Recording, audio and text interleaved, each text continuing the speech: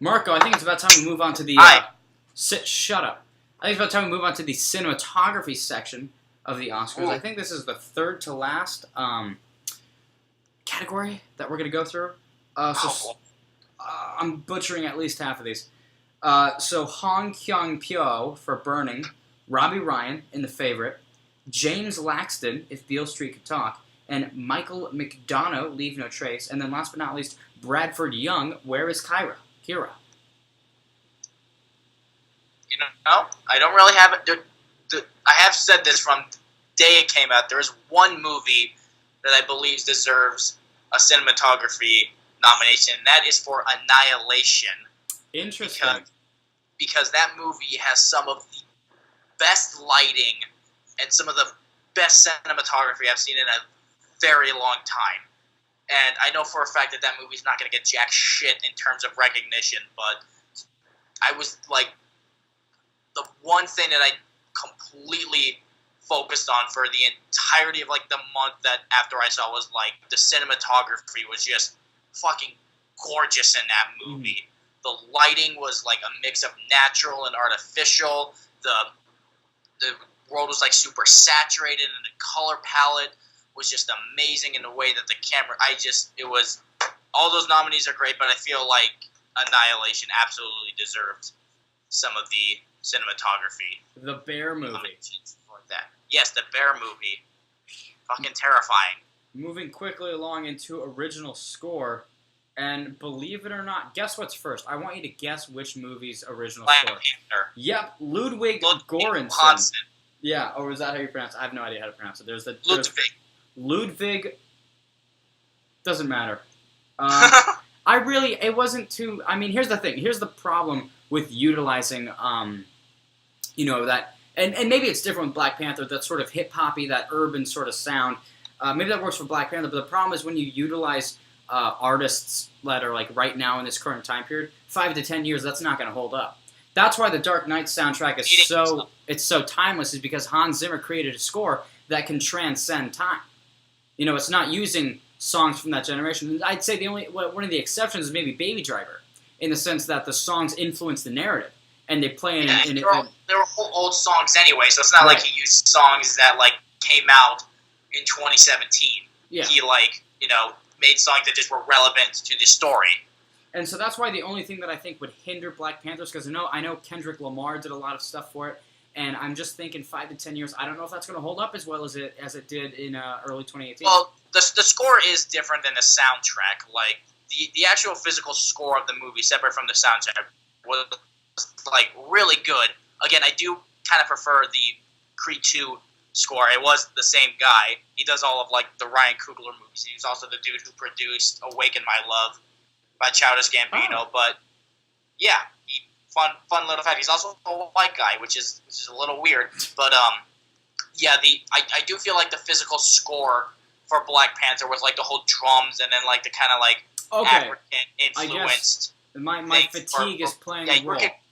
I did enjoy that. No Oscar for soundtrack. I think that here's the thing. I don't think that deserved an Oscar. First of all, I'm just going to say that right now. Nothing about Black Panther deserves an Oscar. However, the score, I like that. That was one of the instances where I thought the culture really played a role, and that Marvel had a chance to emphasize and capitalize on what they were doing. I think the drums, the percussion, I think that really set the tone, and I lost my train of thought. But I thought that was a You don't like Black Panther, I get it. I don't like it, but that was a solid part. I did like that. I thought it was Justin Hurwitz for First Man. It's probably going to win. Keegan DeWitt for Golden Exits. Nicholas Bertel for If Beale Street Could Talk. Scott Walker for Vox Lux. Yeah. That it? That's it for original score. There's one on there that I wish that they had included, and that would be Alexandre Desplat for Isle of Dogs, because the score for that movie, like for an animated movie, that score was incredible. Like the whole like kind of Japanese drums to it, and then like the chants and everything. Like it made scenes in it like actually suspenseful.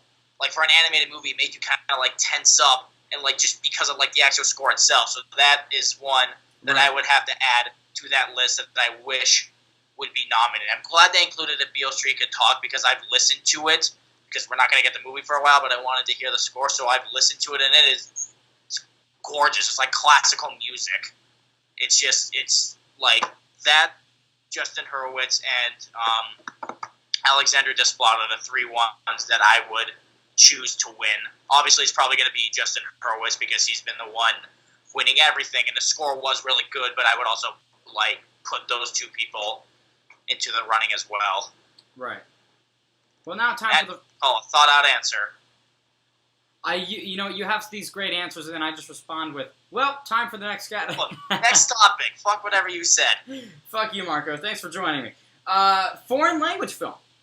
So we've got Burning, South Korea, Happy as Lazaro, Italy, Let the Sunshine In, France, Shoplifters, Japan, and Western, Bulgaria, Germany. No Roma. That's interesting. That's really interesting. That is just unacceptable to me.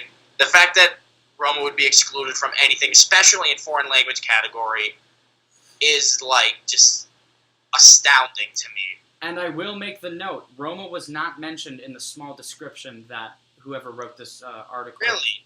Yeah. That person must have not fucking seen it, because that movie was impeccable. It was, I'm glad...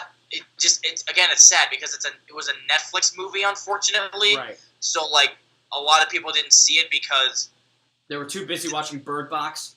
Yeah, this is something that we can talk about later. People always complain about, the shit that Netflix puts out, but when they put out something like this, they don't want to fucking watch it because they're like, oh, it's boring and it's black and white and it's in Spanish. Let me watch Sandra Bullock try for an hour and a half.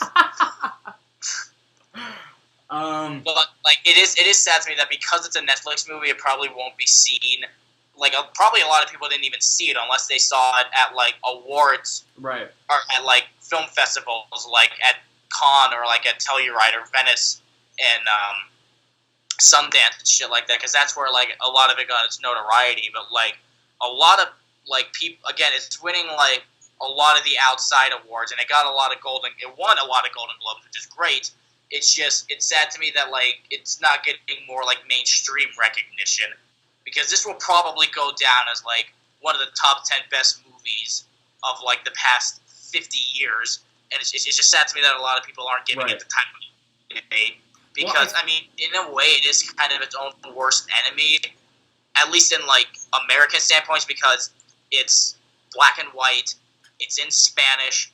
It is not, a mainstream blockbuster movie. It's not necessarily entertaining in, a conventional sort of way that movies are entertaining. It's very slow. It's very thought out. It takes its time, and it's just people are just gonna look it was obviously made authentically. Alfonso Cuarón was native-born Mexican. He made it as true to him. It's just that in America and with the current generation today, is that people are gonna look at that and be like, "Why the fuck would I watch that?" Well, the other thing working against it. I hate black and white. It looks old. It's boring. Why the fuck would I watch that? It's stupid. Well, the other thing working against it that you got to recognize is it's just probably going to fall into the folds and the thousands of movies that Netflix has. It'll just disappear within the collection. But people would be like, should I watch this or should I watch Friends for the 1000th time in a row? And they're probably going to choose Friends 9 times out of 10. So... Speaking of movies that won't really get a mainstream appeal and stuff that probably only were limited to those festivals that you mentioned, we have the documentary feature. Ooh. So, Amazing Grace, Bisbee 17, Hale County This Morning, This Evening, Minding the Gap, and Shirkers. Really? Not a single mention of Won't You Be My Neighbor? You're asking a guy that hasn't seen a single documentary since 2015. But sure. You are not familiar with the Mr. Rogers documentary. Oh, you know what? Actually, no, I am. Yeah, I've heard about it. Yeah. Wasn't that Jim Carrey? No, that was not Jim Carrey. It was Mr. Rogers. Sorry, I mixed that up when Jim Carrey... plays a Mr. Rogers-esque character. Won't You Be My Neighbor was the actual documentary about Mr. Rogers' neighborhood. I'm trying to think what I mixed... Fucking... Jim Carrey is in the show Kidding, where he plays a Mr. Rogers-esque character. No, I'm thinking of the. I don't think it's a biopic where he played Andy Kaufman. That came out years ago. It did. You're thinking correct. of Man on the Moon. That movie came out in like 2006. Your quality It is was going not to a shit. documentary. That was my... Also, Andy Kaufman is not Mr. Rogers. Moving on to the animated feature, the last category that we have. There's only 3, and I think it's pretty obvious which one's going to win. I don't know about you, but your quality is so bad right now, it's ridiculous. It's probably my fault, but... Well, neither... I mean, I have a face for bad quality, so it works out very well for me. I guess. I mean, I'm more talking about the audio, but...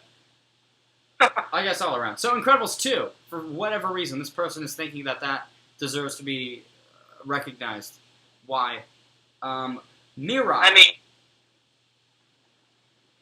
The anime. Then Spider-Man Into I'm the familiar Spider-Verse, with it. which should win. Yes, Decisively. it should and probably will. If, I mean, it's not going to be fucking Ralph Breaks the Internet, is it? The only one of those movies that's truly, truly deserving of it is Into the Spider-Verse, because that is straight up one of the greatest animated movies ever made. And Right. nothing will change my mind on that. And if they make 1,000 of those movies, I would see every single last one of them. as long as they maintain the quality of the first one. Yep. And they have that same absolutely beautiful animation style, I would love it. Well, that wraps up our Oscar talk, I think. I mean, we sort of went through. I don't think that really is all the categories. So, because you're so pixelated right now, Marco has a cardboard cutout of Emma Stone from The Favorite. For all the audio listeners out there, this Yeah. is my new roommate. The last section that I want to do real quick, we'll try to keep this one as speedy as possible, because I don't even know if I have a whole lot to say. But sort of a retrospective of 2018. And then looking forward to 2019. So in 2018, what did you think worked? What do you think didn't work? What were you excited about? What impressed you? And then what are you looking forward to?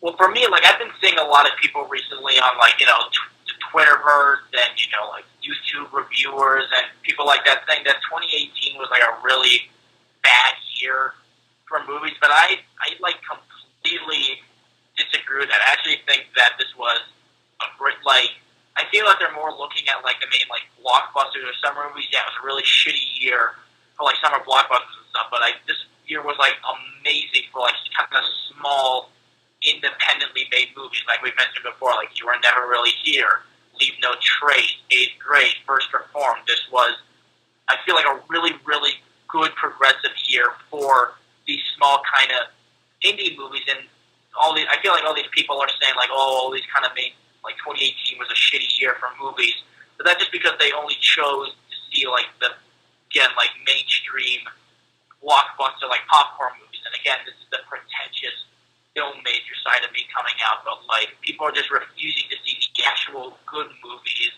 because they're only looking, they think that the only movies out there are, like, the blockbusters, like the Infinity Wars or, like, the Aquaman, and they see something that's, like, not as, like, big budget or entertaining or, like, in your face as that, and they're just going to be like, ooh, what's the point?